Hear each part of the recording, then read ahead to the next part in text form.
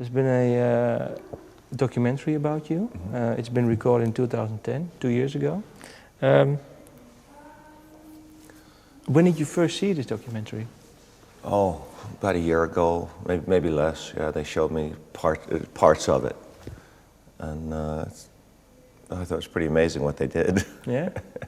What is for you the surprise was the fans, all their stories. I didn't know those stories. No? Yeah. I didn't know their connection. You know, I didn't think it went beyond coming to a show and then going home. Is there one story that you like to share that's in the documentary that you really liked? I thought they're all pretty amazing. I couldn't really single one out. I mean, they all have their high points. For me, pretty unique stuff. Did you have someone when you grew up that you really admired and it was your idol? I loved Rogers and Hammerstein growing up. They were great writers. My parents loved the Broadway shows, so that's what I listened to. Then moved to England when I was a kid, and Cliff and the Shadows were just becoming big, so that's where I started to think about playing the guitar.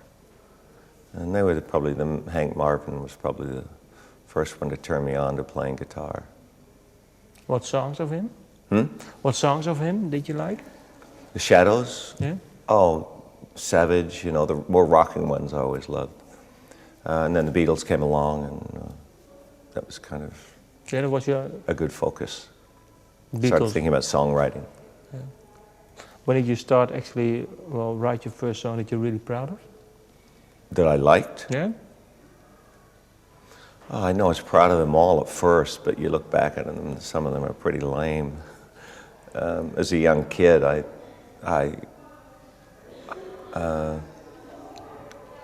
even the first recorded stuff, I look back and it was kind of funny, a bit weird.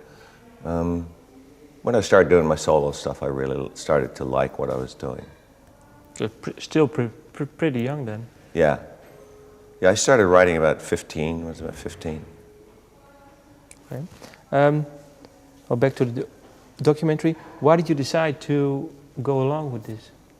Because I had faith in what they were talking about. Once I saw some stuff, and Sylvia is a great director, and I had a lot of faith in what she could do with it. And when she started to show me some of the things she was doing with the fans, I was really on board. I thought it was just going to be a performance thing, but it kind of was beyond that. Were there certain things that you learned about yourself when you watched the... Learn about myself. Yeah? Nothing really about myself. I mean, I learned what people think of me, what certain people, you know, what their view is of me. But as myself, I don't really. I've looked at myself pretty deeply. Yeah. So you didn't. Through my life, yeah.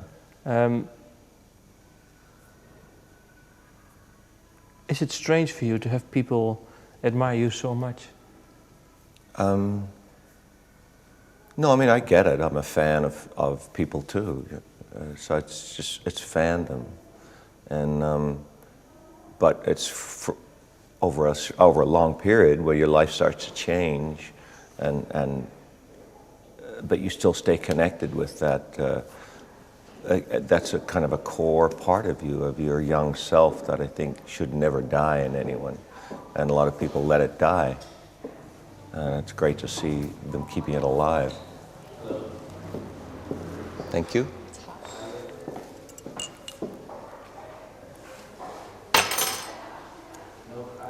So it's great to have that still, you think, because certain people say, well, grow up, get over it. Well, a lot of them like the new stuff I'm doing too. I mean, it's not just about the old thing, which I think is part of the attraction, is that I just had a book out, I have a record out, I'm doing songs with another band, and we have cruises and concert dates. So there's a lot of new stuff going on, which I think keeps them entertained. They're sick of the old songs too. What do you mean by two? Well, I get sick of playing them sometimes. Yeah. What's the song you get most sick of? I don't know, Don't Talk to Strangers sometimes gets a bit old. But I'm very happy with the fact that, you know, they're kind of like favorite children, really, at that point.